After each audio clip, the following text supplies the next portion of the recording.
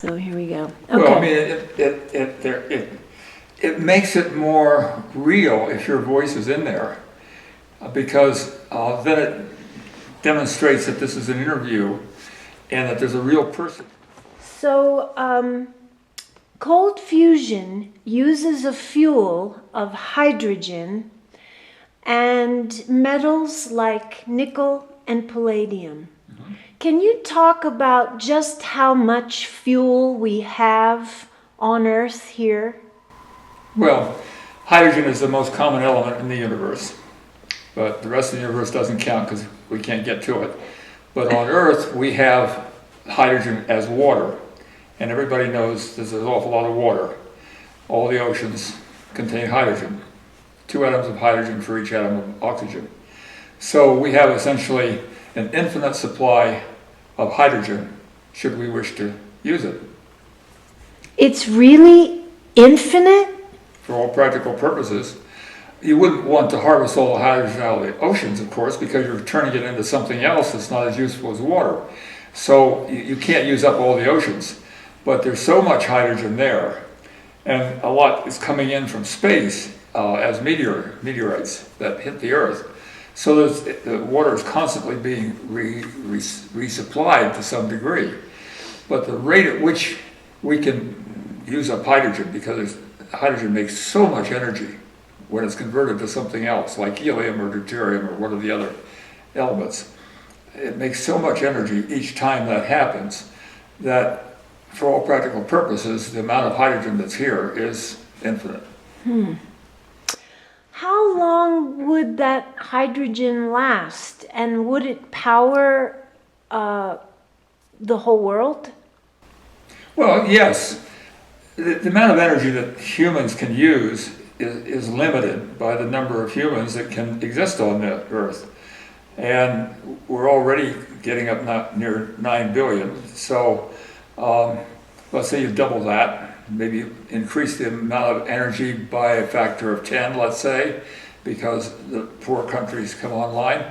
Well, even so, that's a trivial amount of energy compared to the amount of energy in the oceans. Okay. And the very likelihood is that we'll find a way of killing ourselves off or doing something nasty before then anyway. So we won't need the energy. Or the other issue, of course, is if that energy is available, it makes war more deadly. Mm-hmm. And that'll help kill us off. Mm-hmm. So there's lots of unknowns. Mm-hmm. But I wouldn't worry about the amount of energy. Mm-hmm.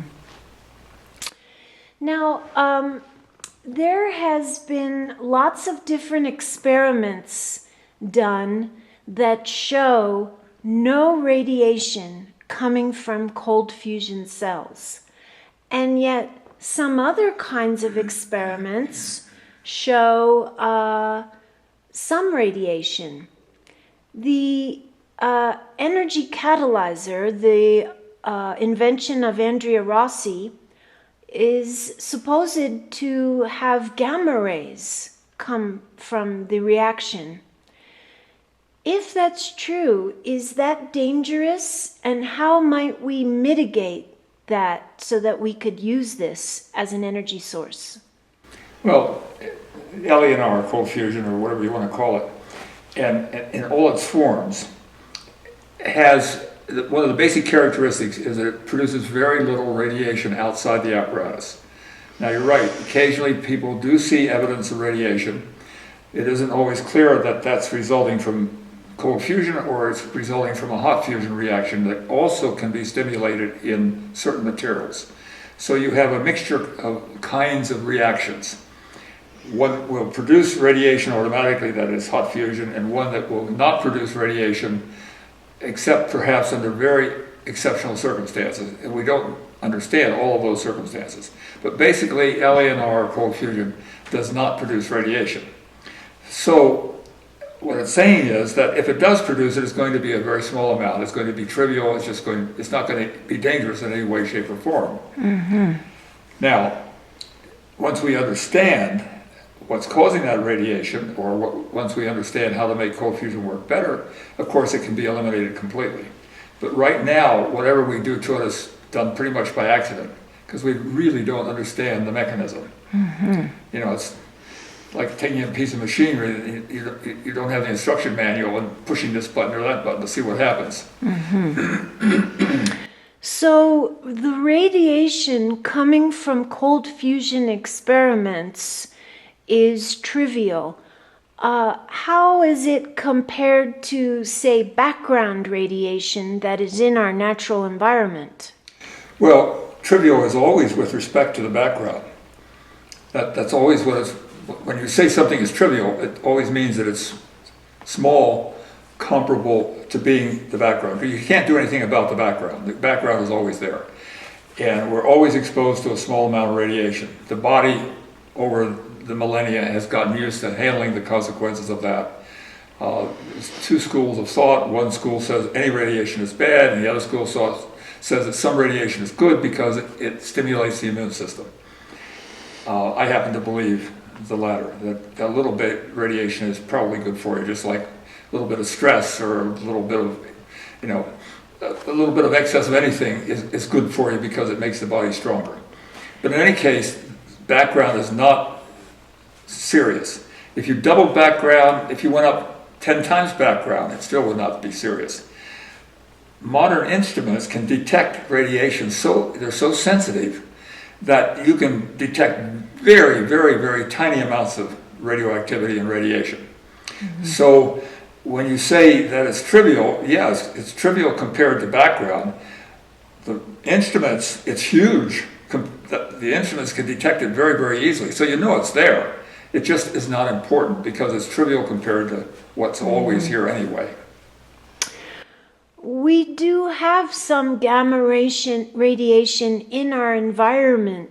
Where does the gamma radiation in the background of our natural Earth environment come from? Well, it comes from radioactive decay of radioactive elements that are always in the environment, like uranium, thorium, radon, potassium. Potassium's in our body. It gives off radiation all the time. A little bit of tritium from atom bomb tests, and then cosmic rays. Cosmic rays come from the outside. They're very energetic particles that smash into atoms, creating nuclear reactions, creating gamma rays, creating various other nuclear products. So we're constantly being bathed by these natural sources. And the cold fusion reactions, the radiation that comes from those types of reactions then is just about immeasurable compared to those backgrounds. That's right. Occasionally it'll be enough that you can measure it, but not enough that it's dangerous or even annoying. Most of the time you can't even measure it. How do you compare the safety of cold fusion reactions compared to other types of energy sources? In other words, there's a lot of negative effects from fossil fuels. We know the negative effects from traditional, conventional nuclear power. How would you explain to people how safe the cold fusion reactions are compared to those? They're as safe for the amount of energy that they produce of anything other than solar or wind or some natural source of energy. There's two dangers, maybe three dangers associated with an energy source. If it's something like coal, the mining of the coal is dangerous. When you burn the coal, you get CO2. That's bad for the environment. But you also get mercury, and you get uranium, you get sulfur. All those things cause harm to people and to the environment. If you burn oil, you have that same issue. The added issue of burning oil is that every once in a while they get an oil spill, and then that messes up the environment. And so all of these various sources have secondary consequences, both the mining, the use, and then the eventual disposal of the product of the use, which can be CO2, it can be uranium, fission products, it can be ash from coal-fired power plants. All of those things have the potential to harm the environment. So if you add all those in, cold fusion shines because you take water, you know, you can drink the stuff that goes into it, and turn it into helium, which you can put in your balloons and have a big party. So there is absolutely nothing harmful about it. Now, of course, mankind will find a way of using the energy in a harmful way, but that's a whole different issue. Okay, good. Let's get that there a little bit more. Okay. We have new emerging technologies out of this 2 decades old science. And the first technologies appear to be hot water boilers for heating and, wait, let me start over again. Okay. We have an emerging technology from this 2 decades old science. The first commercial applications appear to be hot water boilers for heating and hot water. A lot of people are excited about this technology and want to learn about. Oh, shit. Let me try that again. Let's start over. Okay. We have a new emerging technology from a 2 decades old science. The first applications appear to be hot water boilers for heating and clean hot water. Yet turning that steam into electricity is one of the applications that are going to be needed in the future. Can you talk about some of the difficulties in taking steam and turning it into electricity? Yeah, well, the ability to turn any source of energy into electricity depends upon its temperature. The higher the temperature, the more efficient the conversion is. And the easier it is, in fact, in terms of the technology. I mean, you can take room temperature and turn it into electricity in a thermoelectric cell, but that's not practical. It doesn't do you any good. You have little solar cells on your laptop to charge things, and that's turning light into electricity, not heat so much. But anyway, you can turn heat into electricity quite effectively, the higher the temperature. And plants that do this on a regular basis require temperatures up around 350 degrees centigrade. If you can get to that temperature, then you can use the technologies that are already in place and just feed the steam into the turbines or the commercial big devices that are already known to operate and are very efficient. On the other hand, if you're going to do this on a small scale in each home, you've got a little bit of a problem because you have to dump the excess energy. See, any conversion, the efficiency depends upon the temperature difference between the heat going in and the exit going out. And you always have to have a way of dumping that energy. Frequently it's dumped into rivers or into air by these big towers or into the ocean. You have to get rid of that energy somehow or another. That's hard to do in a home. I mean, you're in the middle of summer and you want some electricity. Well, a certain amount of that energy that's going into electricity fails to do so. It has to be dumped. Well, it gets dumped into your home, now it's heating it. Then it has to be dumped outside. Well, now it heats up somebody else's area, especially in where homes are close together. So there's a bit of a practical problem as just how you go about doing this.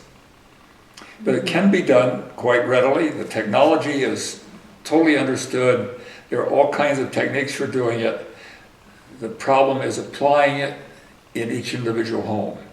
If you're going to apply it in a central power plant, no problems whatsoever. It becomes trivial to do.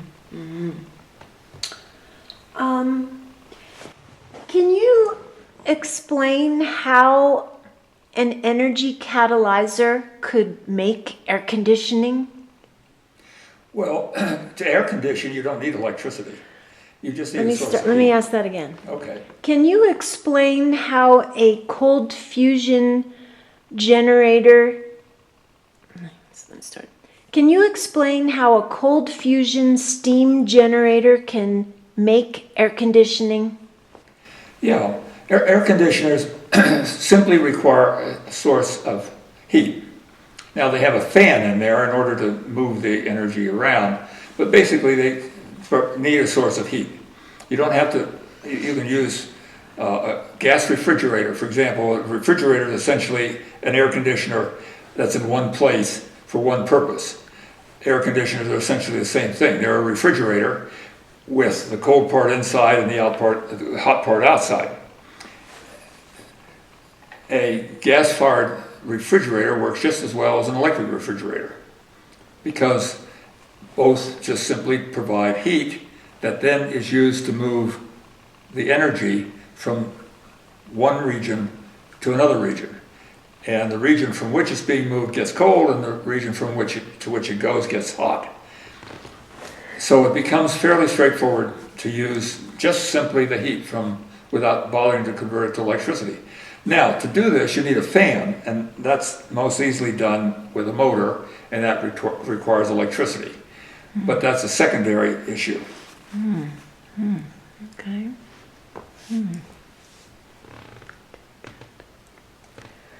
Let's see.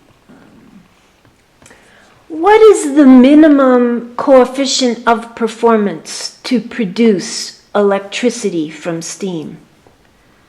Well, people talk about a factor of 3. You want to get 3 times more energy out than in to get into the ballpark of it being practical. Now, the bigger that number gets, the more practical it becomes, the more money can be made by doing this, the smaller the device can be made, the less fuel is going to be used as a consequence. So let's say 3 is the very minimum. Anything higher than that is pure gravy.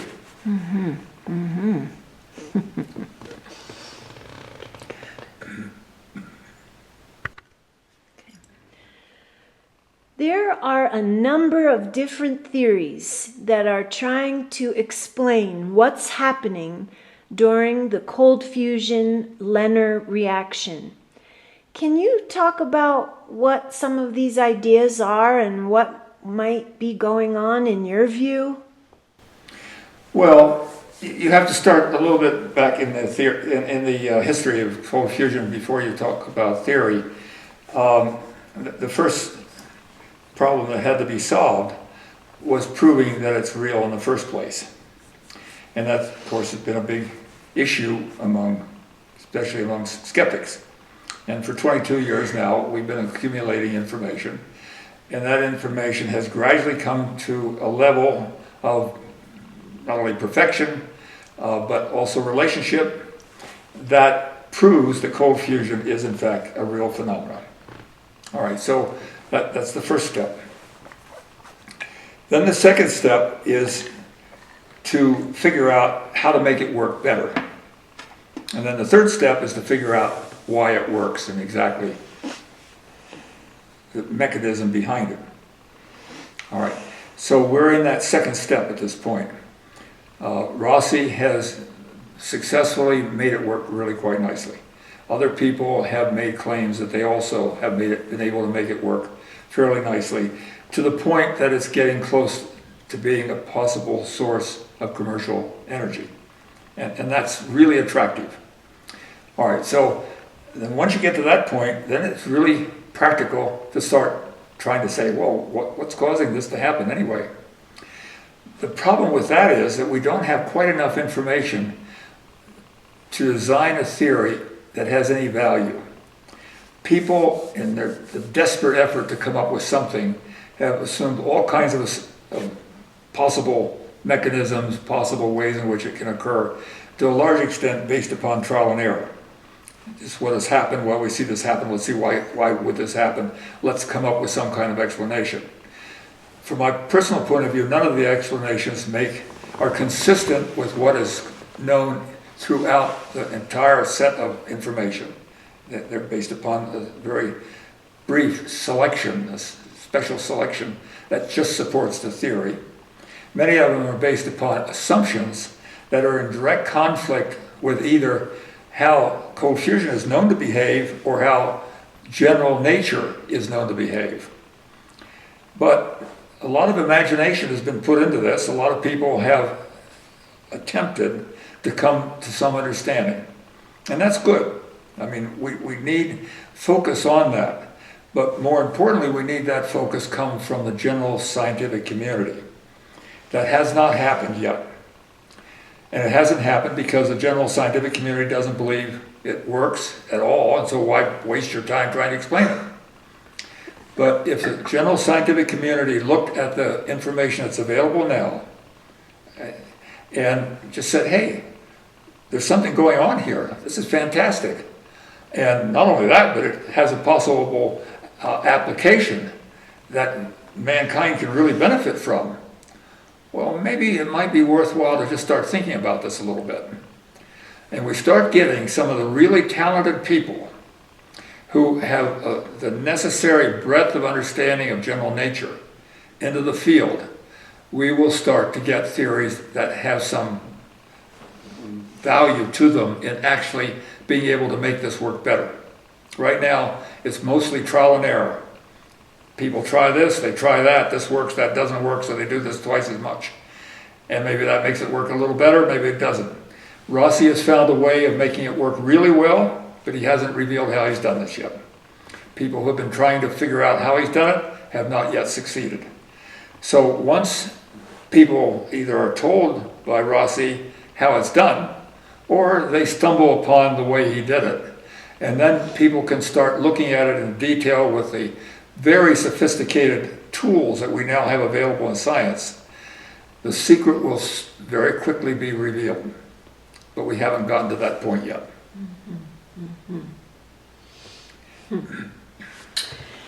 Do you think that it is going to take a commercial product on the market to bring awareness of this to the broader scientific community?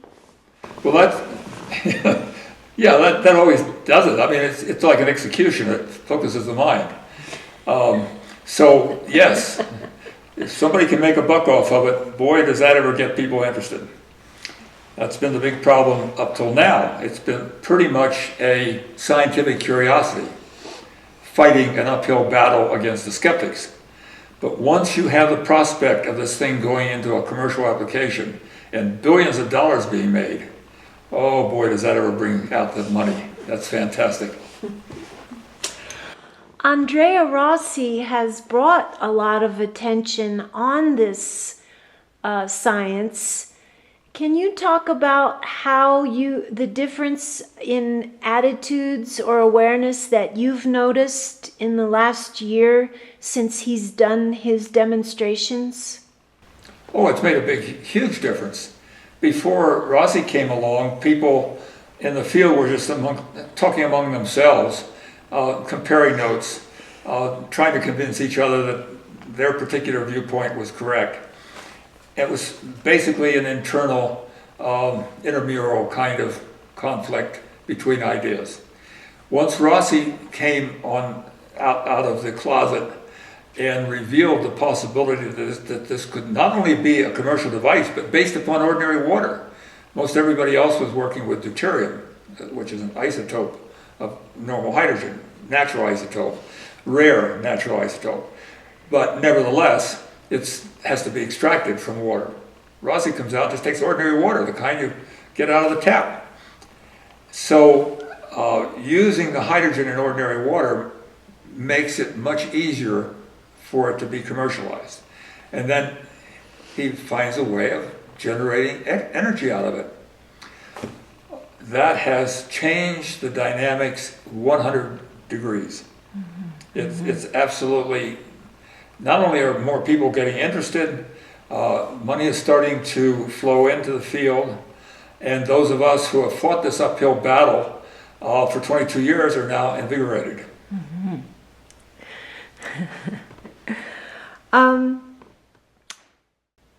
there's a number of different websites and reporting on the news in what's going on commercially in this field now. Do you find that there's more young people and people beginning to actually experiment in this and actually become active experimenters? Or do you think it's just, people just becoming aware of the topic itself? I periodically get inquiries through email from high school kids or college kids that say, "Oh, this is fantastic. How can I get into the field? What kind of experiments can I do?" Or I've had people say, "Where can I get a job in cold fusion? I have all these qualifications. I'd like to work for somebody that's doing cold fusion." I can only say, keep your day job. It's going to be a little while before that's going to be possible to make very much in the way of living out of this. If you're a student, stay in school, study, get the background knowledge, and study cold fusion in the process on your own if the professor doesn't teach it. Because people who know something about this from a technical point of view will suddenly become very valuable someday. Because when this is developed as a commercial device, the industries will look around and they'll hunt for somebody that have the background knowledge, the understanding, to be a useful employee. And they're going to discover, most people that they interview, cold fusion, what the heck's that? I thought that was nonsense. I thought that was shown to be crap long ago. Well, that's not a very useful employee. So what you have to do then, if you're an employer, is to train all these people. Well, that's expensive. So they will be looking for people who have been self-educated. And when they come to the interview, you know about cold fusion? Oh, yeah. And then they will give them a whole spiel about what it is and how it works, and they'll be hired right away. So yes, you want to pay attention. You want to try to learn as much as you can at this point. And people, in fact, are showing interest in doing that. Can you talk to the young people out there and tell them the kind of subjects that they need to study to become a cold fusion scientist? You have to study both chemistry and physics. Now that's an unpleasant and unpopular combination. Chemists and physicists are two different kinds of personalities, and the way in which they look at the world is entirely different. So it's not an easy marriage in a single individual. My background is in radiochemistry. Radiochemistry is in fact the use of chemistry using radioactive isotopes in chemistry. So you have to understand radioactivity, you have to understand nuclear interaction, and you have to understand chemistry. And then that was applied to finding nuclear propulsion systems when I worked at Los Alamos National Lab. And so there again, you had a chemical problem. You didn't want the reactor to fall apart at very high temperatures, but you had to understand the nuclear aspect of it to make it work and generate nuclear power. So you have to have both of those kinds of information in the same head. Mm-hmm. Mm-hmm. So basic chemistry 101 is where a young person might start then. Well, you always have to start at chemistry 101 and physics 101, and then you move up, and there are all kinds of physics, nuclear physics being one small branch of physics. And the kind of chemistry that you need, there are all kinds of chemistries. There's inorganic, there's organic, there's physical chemistry. There's all kinds of other ways what you have to basically be as an inorganic chemistry, material science, because that's the kind of environment the cold fusion operates in. It doesn't operate in the organic world. Not usually. There are people that believe that bacteria are capable of initiating transmutation, but that's a whole different issue. But that's not where you're going to get the power. You're going to get the power out of materials such as nickel, palladium, or other metals, and perhaps certain compounds. So that's the inorganic world. And then you're going to get the power from a nuclear reaction, so you have to go into nuclear physics. Wow. Let me ask you this. Cold fusion science is unique in that it has really been born and developed during a time where there was a communications revolution as well. And you collaborate with people all around the world. And can you talk about what it's been like to do science with people around the world through the internet? Well, the internet, the computer in general, but the internet in particular, makes all this possible. Not just with respect to cold fusion. I mean, the internet and the computer applied to science in general has made it possible for science to advance at a breakneck speed, faster than even scientists can keep up with. That's the big problem right now. Cold fusion is just one small subset of that. But I personally could not be working on cold fusion in my own private laboratory without the help of the computer and the internet. So that's made that possible for me and myself and nobody else to do this, because the computer, well, many computers actually, are my hands and my eyes and my ears. And they're my secretary. I mean, they don't answer back, they don't require a vacation, and they do exactly what I tell them to. So that really makes it all work. But condensed matter nuclear science, which is what cold fusion is a part of as a field, has really benefited uniquely because it has been so isolated from the broader scientific community and shut out of journals and other forms of communication. So how has the internet allowed in particular, the cold fusion scientists to collaborate and continue their work, and such that a new emerging technology is upon us? Well, it's made all the difference in the world. I mean, you could not possibly be doing cold fusion at the rate and efficiency that we're presently doing it, but that applies to all aspects of science.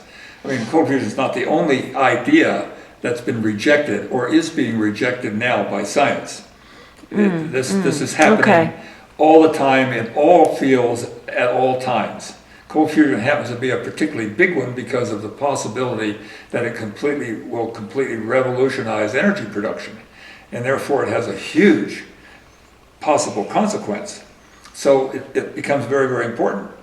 Not only that, but once you understand it, it's going to open up all new kinds of understanding of nuclear interaction and how chemistry applies to those interactions, which physics at the present time reject. So yes, it's a very important thing, but let's talk about it out of the generality and say in particular. Cold fusion would have taken, instead of 22 years to get to this point in face of the skeptics, in the absence of the internet, it would have taken 50 years to get to this point. The internet makes it possible for information to move so much more rapidly, for people to interact located all over the world. I mean, I regularly communicate, debate with people in several countries all over the world with trivial effort. That's only possible with the internet.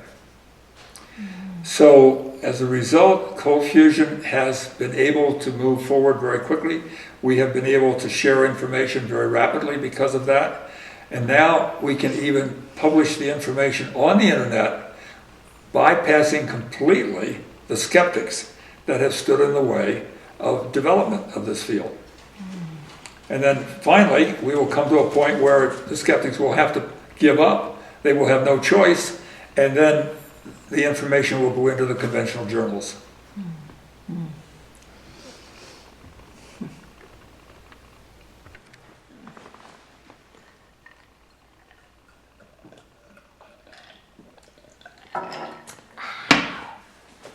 Okay. New energy technologies based on cold fusion are being prototyped seemingly on a regular basis now. How do you see the patent situation unfolding as we move forward? Well, the situation in the United States is different than in many other countries. Patents are routinely granted in Japan. The European Union patents are granted. U.S. patents are very seldom granted in the cold fusion field unless the relationship to cold fusion is hidden. This is a scandal, and it's one of the big scandals that will hit the government at one point when it becomes absolutely obvious that this is real. The technology is absolutely important, and other countries are getting the jump on the United States because of the total incompetence of the Patent Office. And then the big problem is the Patent Office now has a backlog of a large number of applications. These people are not going to be very happy when it's proven that some of their applications might have given them a huge income if the patent had been granted. Mm-hmm. So they're not going to be very happy with the U.S. government. Mm-hmm.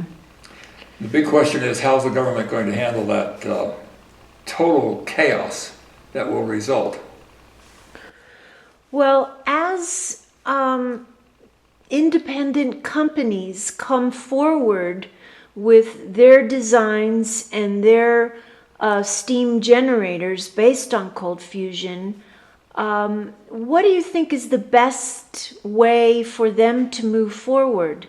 Should they wait for patents to be granted? Should they move forward and bring this technology out? What would you say is the best way to get this out into the public and give the rightful compensation to the designers and inventors of these devices? Well, the problem is there is no best way.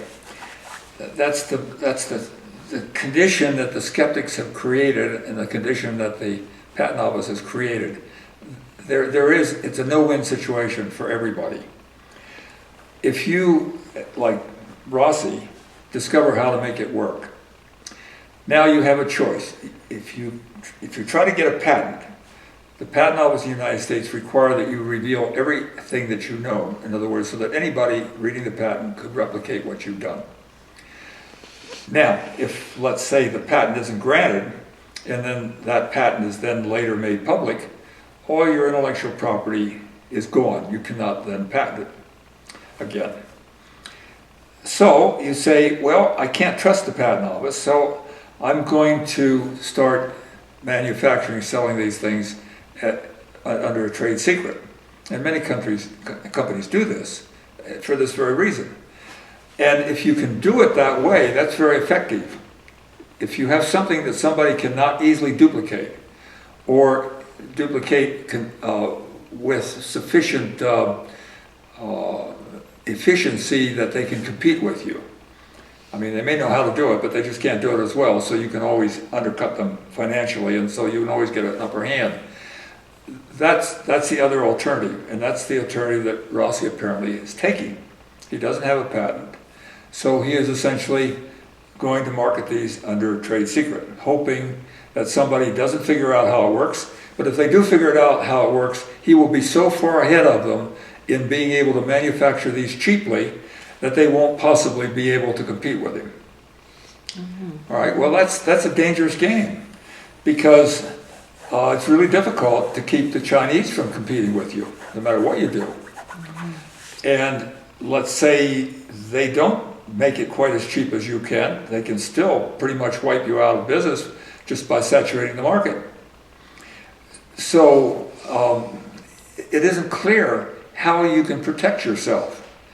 Now, Rossi and other people have patent applications in place. The big issue, will they be granted? And then after they're granted, are they written in such a way as to actually protect the intellectual property against determined attack? In every single field of science where large amounts of money are involved, there is always an attack, a legal attack on the patents. And if you don't have a lot of money to defend against that. Even though you might be absolutely right, you're dead in the water. So it really is almost a no-win situation to try to get into this field, because you don't have that protection, and the amount of money that is involved in this thing and that can be made out of it is so huge that you will be attacked by people with huge amounts of money. And if you can't defend yourself, you're gone, whether you're right or wrong. That's the way the world works.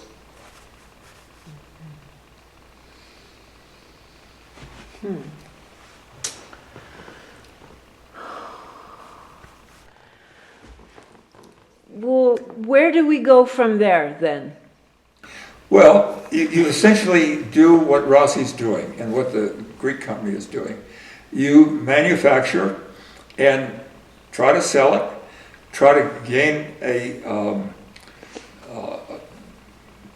what would I call it, a customer base, gain enough money coming in fast enough that you acquire enough resources to protect yourself against not only legal attack but possible competition.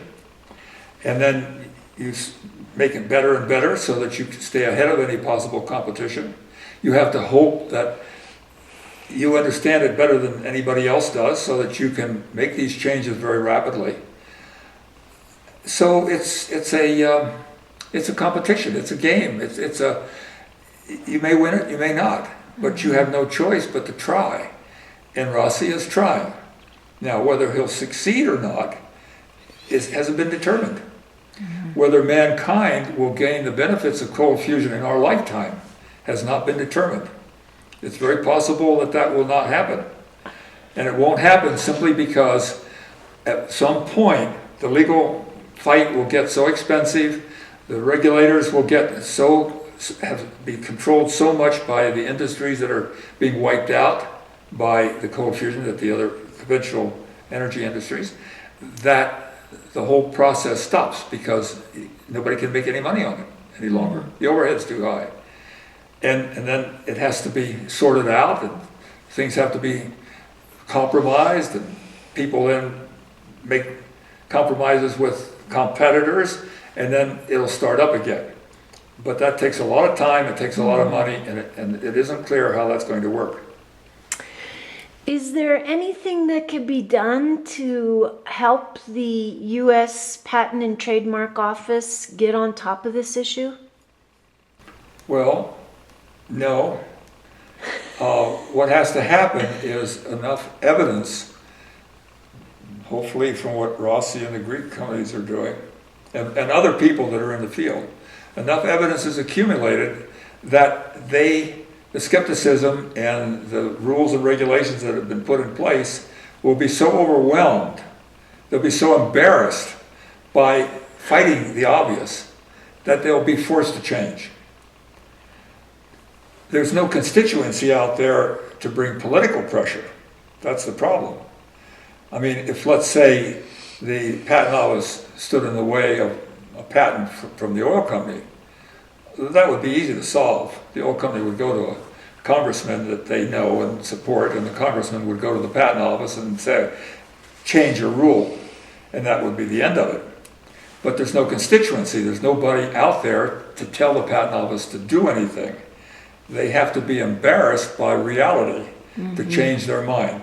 Now that's slowly happening as Rossi becomes better known, and if his product actually does work and is sold to various companies and people, then the patent office will be absolutely forced out of the obvious conflict between reality and their rules.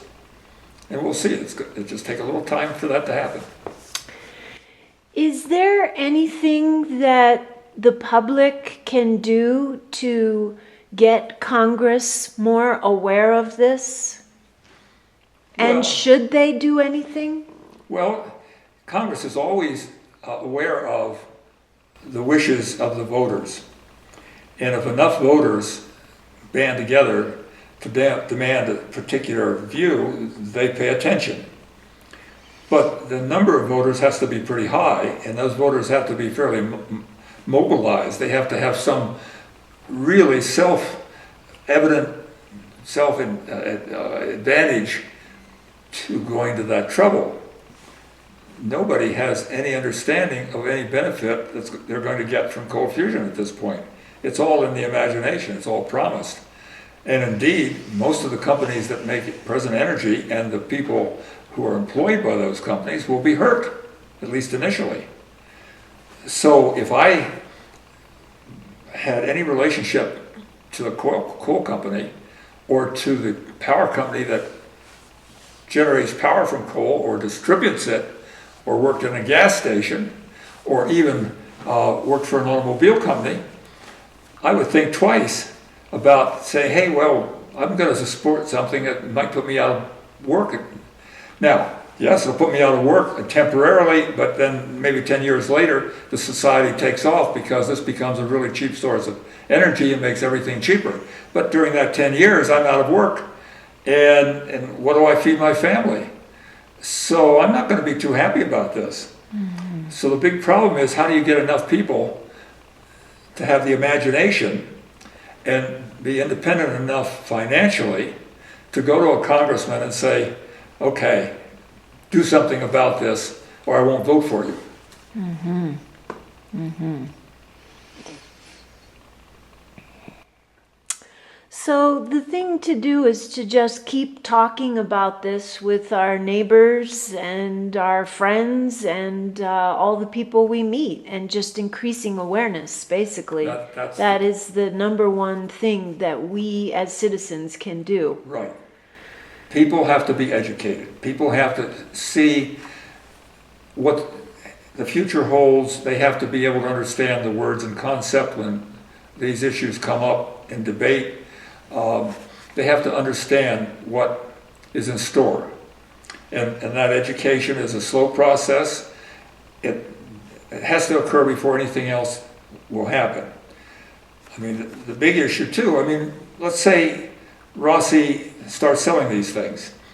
And there are already people on the internet are selling stuff that, devices that are supposed to make extra energy. And you look at it and say, I don't know, that seems impossible. I don't want to waste my money. But if they've been educated, if the word has gotten out, yeah, cold fusion is real. Rossi has a product. It's been verified by a whole bunch of people. When the ad comes out, there's the Rossi ECAP. Oh, I heard about that. I'll buy one of those. That's the way it starts. Mm-hmm. Mm-hmm.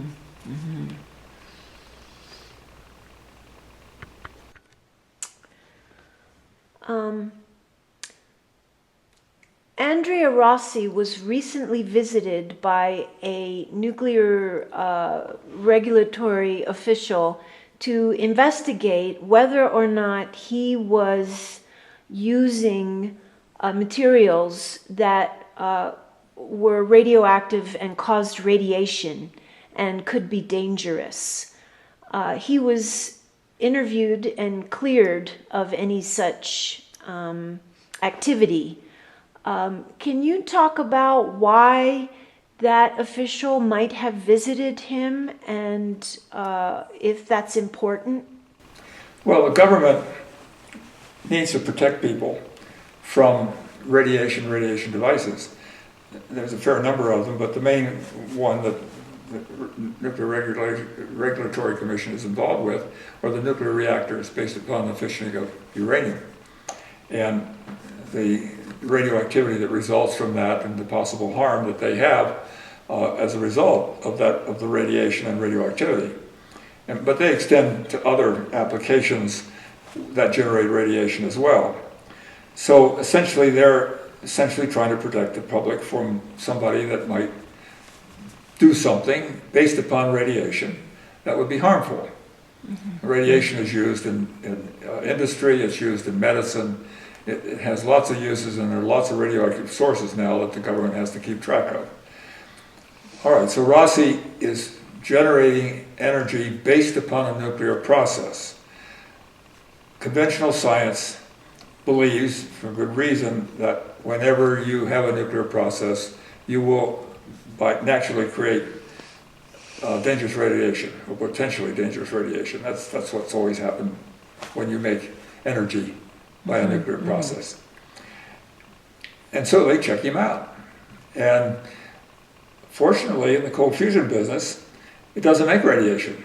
And there's lots and lots of evidence that that's true. Now, the big problem is it should make radiation, and because it doesn't make radiation, conventional science says it's not nuclear and it isn't real and it isn't happening, and so forget about it. It's just a fraud. So there's a strange dynamic going on here. On the one hand, it's perfectly safe. On the other hand, they don't care whether it's perfectly safe or not because it isn't real, because it can't be real because it isn't making radiation. But if it was making radiation, it would be dangerous, in which case then we'd have to turn it off. But it isn't making radiation, well, we won't turn it off, but then it isn't real either. See, so you have this weird confluence of logic going on. And I can imagine the guy saying, I just don't know what to believe about this. I'm not going to touch it with a 10-foot pole.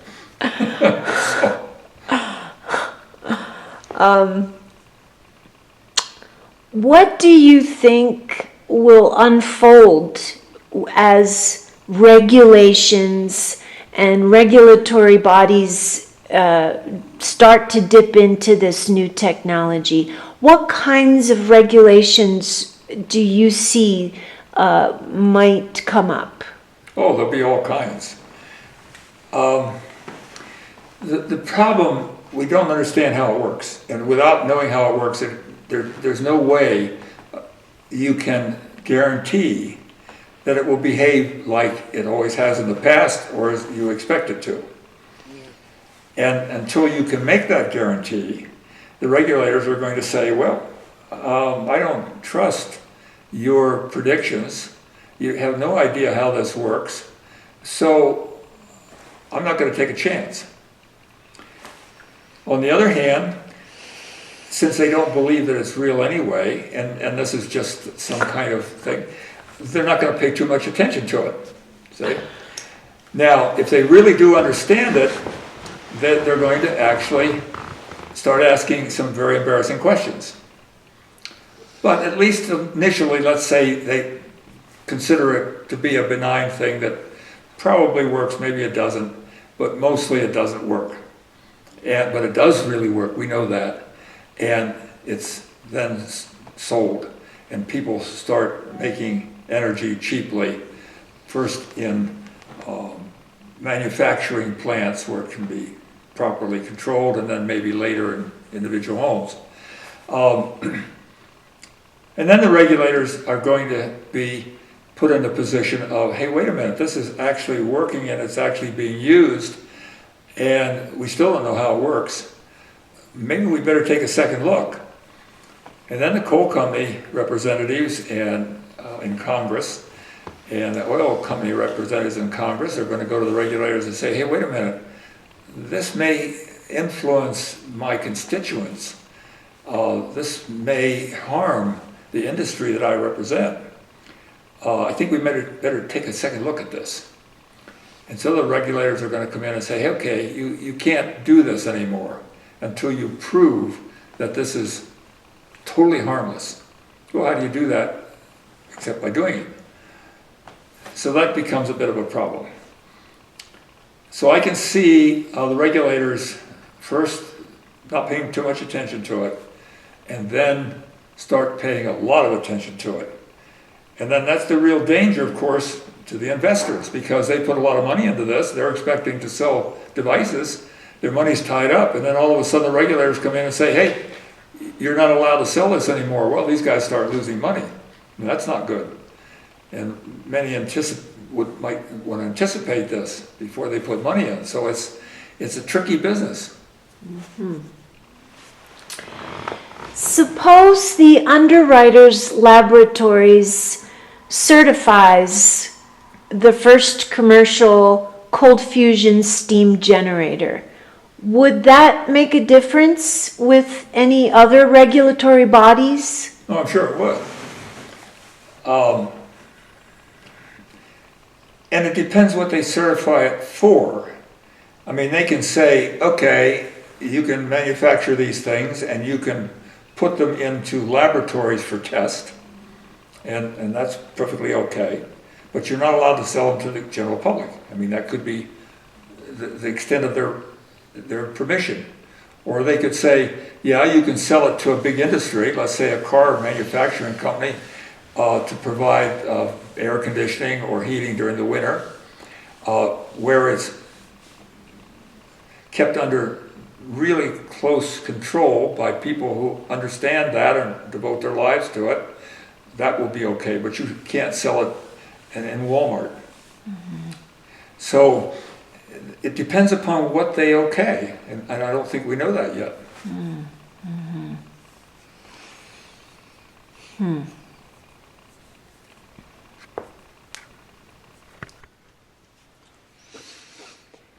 So the cold fusion generators and cells that we know of today don't make significant radiation that's measured. No, wait, let me say it.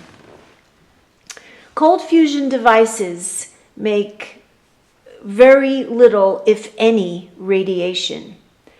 Could radiation be made internally and perhaps be building up somehow? Well, you're thinking in terms of tritium.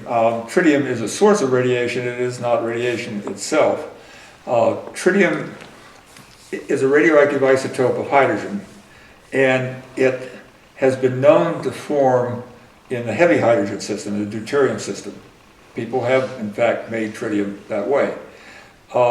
People have also made tritium in the light hydrogen system, the kind of system that Ross is using.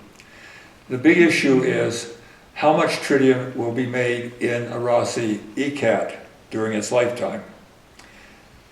That has not been addressed, but there's a real possibility that tritium will be generated. Now, tritium, it being radioactive, has a biological hazard associated with it. Too much of it will kill you. But it takes a fair amount.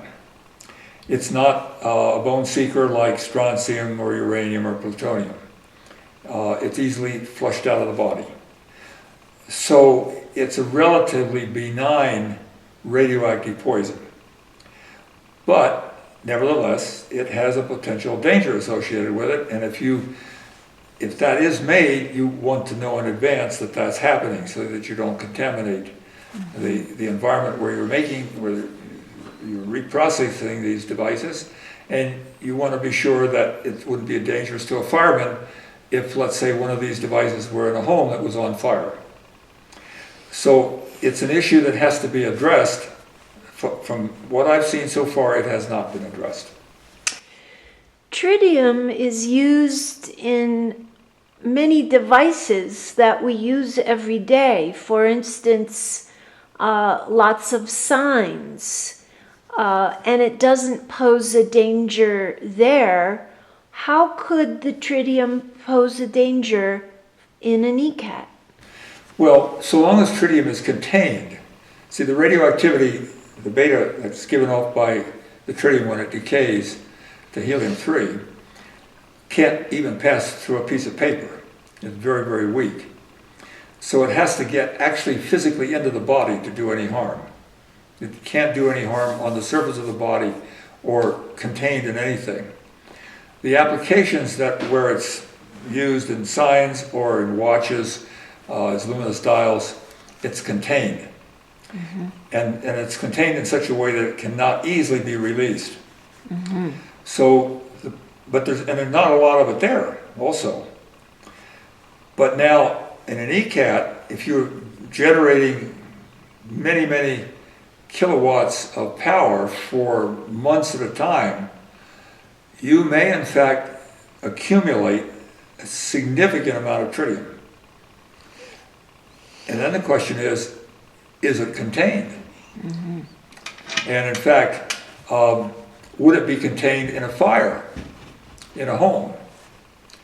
And even if it is contained under those conditions, when you reprocess the nickel, you have to be absolutely certain that you do it under conditions that tritium doesn't get loose. Now, beauty of tritium is that if it is making tritium and you can harvest it, the value of that tritium is almost equal to the value of the energy that's being made. So presumably, if the manufacturer wanted to, they could probably give away the ECAT and just simply harvest the tritium that people make as a result of using the power, sell that tritium, and more than pay for the ECAT. But you'd have to know that that's there. And so far, I don't see any awareness to take that into account. So you're saying no tritium has been measured yet from the ECAT, That's right. but we don't know if it's there or not. That's right. Mm-hmm.